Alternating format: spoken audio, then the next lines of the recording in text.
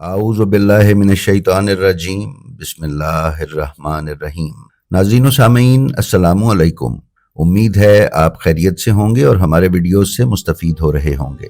ناظرین، روز کی طرح ویڈیو پر جانے سے پہلے ہم آپ کی خدمت میں گزارش کرتے چلیں کہ ہمارے نئے شروع کیے جانے والے channel blend of history English کو سبسکرائب کر لیں اور اس کے بیل آئیکن پر کلک کر کے آل نوٹیفیکیشنز کی سیٹنگ کا انتخاب کر لیں تاکہ آپ اس چینل پر پیش کیے جانے والے محمد و آل محمد کی تعلیمات پر مبنی انگریزی کانٹینٹ سے محروم نہ رہ سکیں۔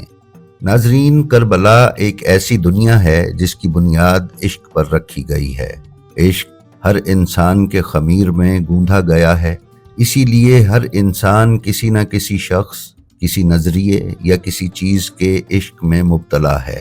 اسی لیے ہر قوم، ہر مذہب اور ہر ملت نے اپنا تعلق کربلا کے ساتھ جوڑنے میں فخر محسوس کیا ہے۔ امام حسین کمزور کے لیے آسرا اور بے یار و مددگاروں کا سہارا ہے۔ ہندوستان کی تہذیب کربلا اور کربلا والوں سے کبھی دور نہیں رہی۔ ہندوستان میں چاہے شیعہ و غیر شیعہ مسلمان ہوں یا ہندو، سکھ یا عیسائی ہوں، ان میں سے کربلا کی معرفت رکھنے والوں نے اپنا تعلق کربلا سے جوڑا ہے۔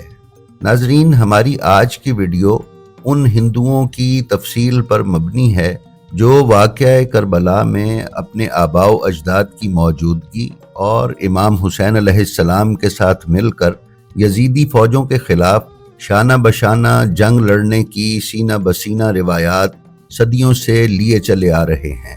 ہندوؤں میں ایک طبقہ ایسا ہے جسے حسینی برہمن کہا جاتا ہے۔ ان حسینی برہمنوں پر ہم کافی عرصہ پہلے اپنے چینل پر ایک ویڈیو اپلوڈ کر چکے ہیں۔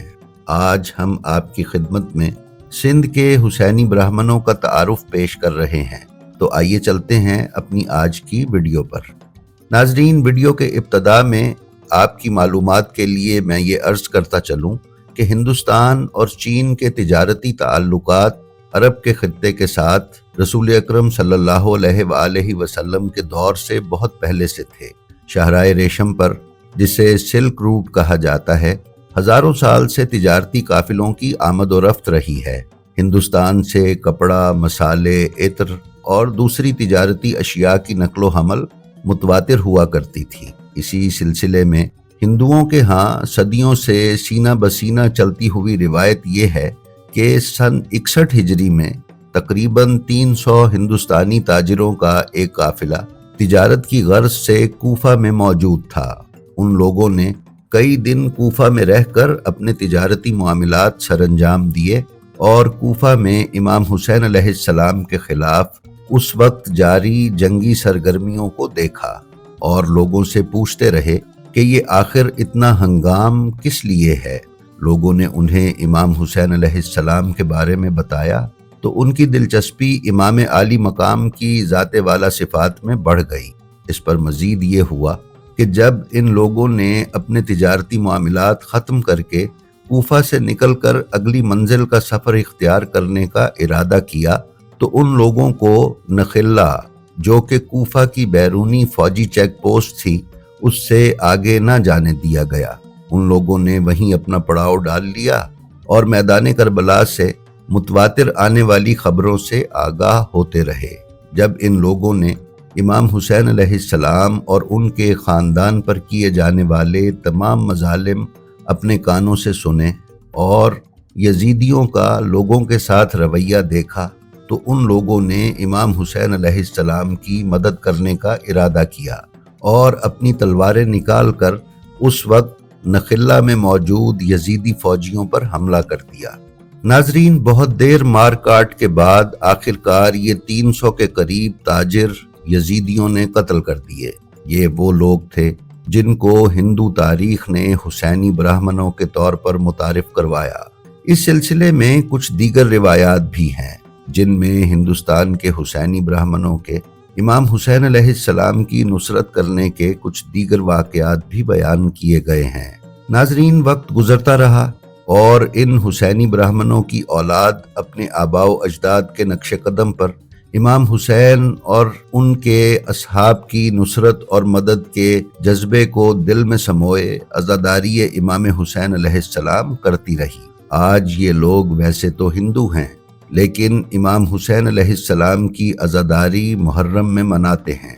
یہ لوگ تعزیے برآمد کرتے ہیں، نوحے پڑھتے ہیں اور واقعہ کربلا کو اپنے الفاظ میں بیان کرنے کی محافل منعقد کرتے ہیں۔ ناظرین، حسینی برہمن ہندوستان کے مختلف علاقوں میں پھیلے ہوئے اور آباد ہیں، تاہم ان کی کچھ تعداد سندھ پاکستان میں بھی رہتی ہے۔ سندھ کے علاقے مٹھی میں یہ لوگ زیادہ تعداد میں ہیں۔ محرم کا آغاز ہوتے ہی یہ ہندو شہر کے شیعہ حضرات کے ساتھ مل کر عزاداری میں بڑھ چڑھ کر حصہ لیتے ہیں۔ یہ تابوت اور تعزیے وغیرہ بناتے ہیں اور عزاداروں کے لیے سبیلیں لگاتے ہیں۔ سندھ کے تھرپارکر کے شہر مٹھی میں ہندو عزاداری کی تہذیب اور تاریخ صدیوں پرانی ہے۔ مٹھی میں یہ لوگ شیعہ امام بارگاہوں میں بھی کثرت سے حاضری دیتے ہیں اور وہاں نظر و نیاز اور امام حسین علیہ السلام سے توسل کر کے دعائیں مانگتے ہیں۔ مٹھی میں محرم کا آغاز ہوتے ہی یہ لوگ باقاعدگی سے شیعہ امام بارگاہوں میں حاضری دیتے ہیں، علم حضرت عباس علیہ السلام کے سامنے ماتھا ٹیکتے ہیں، اگربتیاں جلاتے ہیں اور پھر امام بارگاہ میں رکھے ہوئے تعزیوں پر کالے اور سرخ رنگ کے دھاگے باندھ کر اپنی مرادیں پوری ہونے کی دعائیں کرتے ہیں۔ یہ لوگ امام بارگاہوں میں مرثیہ خوانی بھی کرتے ہیں۔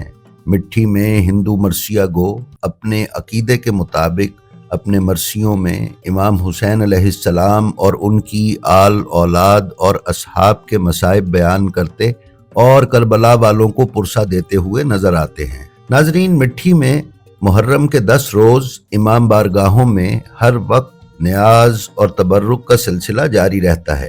اس نیاز اور تبرک میں سب سے زیادہ حصہ مٹھی کے ہندو کاروباری طبقے کا ہوتا ہے۔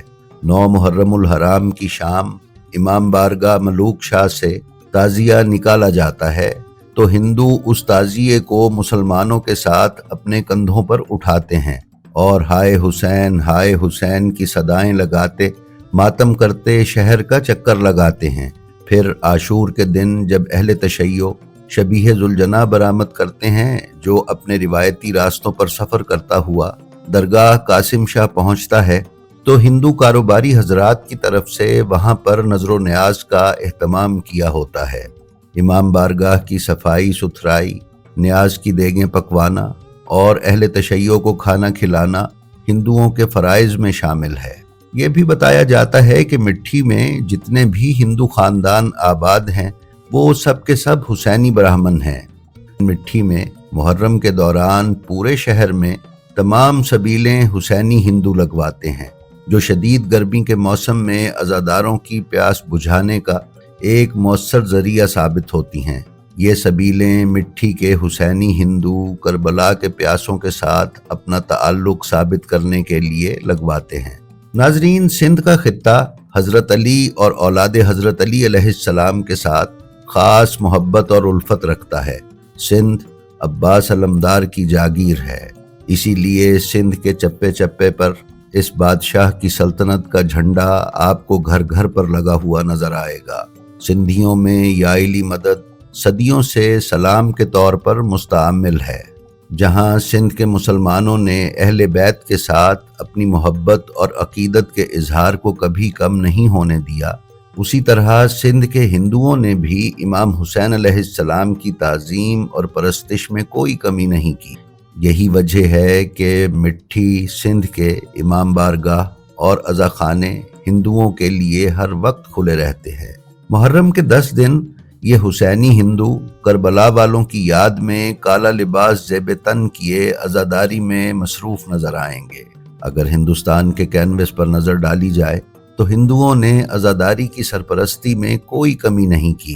حضرت حسین اور حضرت عباس علیہ السلام کو ان لوگوں نے کسی دیوتا کی طرح پوجا ہے اور عزاداری سے منسوب تمام شرائط، خواہ وہ تعزیہ ہو، تابوت ہو، علم ہو یا ذوالجناح، اس کا احترام پوری عقیدت اور جوش و خروش کے ساتھ کیا ہے۔